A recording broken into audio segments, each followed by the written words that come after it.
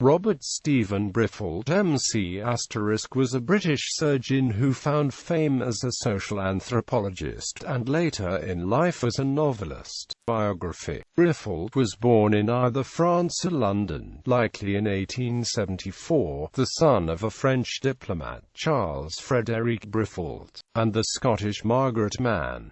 He later cited his year of birth as 1876, likely to be young enough to enter the army in the First World War. He spent time in France and elsewhere in Europe following his father. After the death of his father in 1887, Briffault and his mother moved to New Zealand. Briffault received his MB and CHB from the University of Dunedin in New Zealand and commenced medical practice.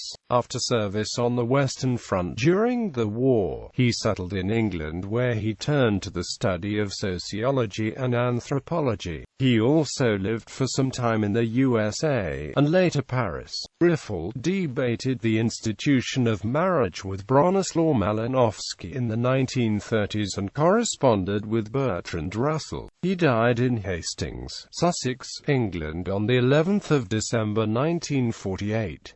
Asked how to pronounce his name, Briffault told the Literary Digest, "Should be pronounced Briffault, without attempting to give it a French pronunciation." His first wife was Anna Clark, with whom he had 3 children. After her death in 1919, he married Herma Hood, an American writer and translator. Briffault's Law. Briffault is known for what is called Briffault's Law. The female, not the male, determines all the conditions of the animal family, where the female can derive no benefit from association with the male. No such association takes place. Robert Briffault, The Mothers, Volume I. p. 191. Commentary on Works.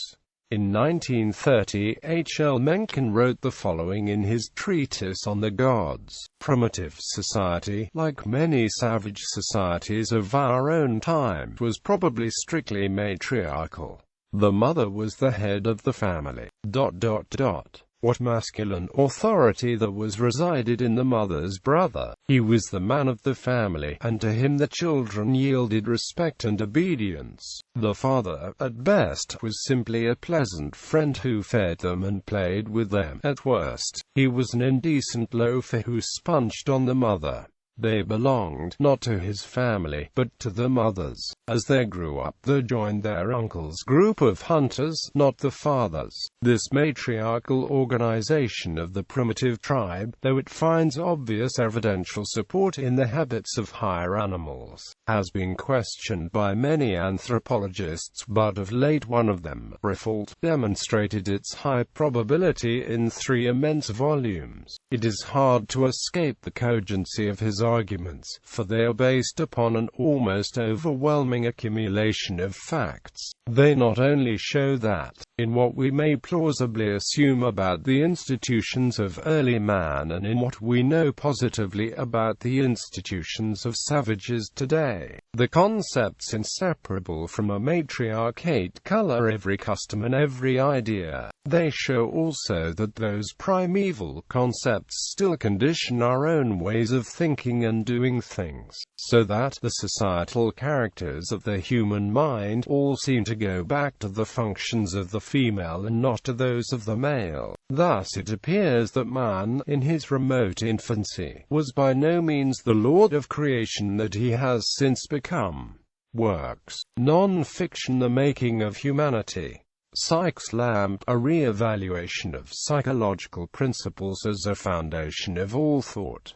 The Mothers, a study of the origins of sentiments and institutions. Volume 2, Volume 3, Group Marriage and Sex Communism. Quote, in V. F. Caverton ed. The Making of Man, The Modern Library, 1931. The Origin of Love, in V. F. Caverton ed. The Making of Man, The Modern Library, 1931. Rational Evolution, Sin and Sex, Breakdown, The Collapse of Traditional Civilization, Reasons for Anger, Selected Essays. The Decline and Fall of the British Empire. Marriage, Past and Present. Edited radio debate between Briffault and Bronislaw Malinowski, originally published as a series in The Listener. Les Troubadours et le Sentiment Romanesque. The Troubadours. Fiction. Europa, a novel of the days of ignorance. Europa. Quote, in Modern Women in Love, 60 20th-century masterpieces of fiction. The Dryden Press, 1945. Europa in Limbo. The Ambassadress. Fandango. New Life of Mr. Martin. Articles. The Downfall of Old Europe. Part 2. The English Review. February, March 1920. Nemesis, The English Review, October 1920. We, The English Review, November 1920. Aristocracy, The English Review, December 1920.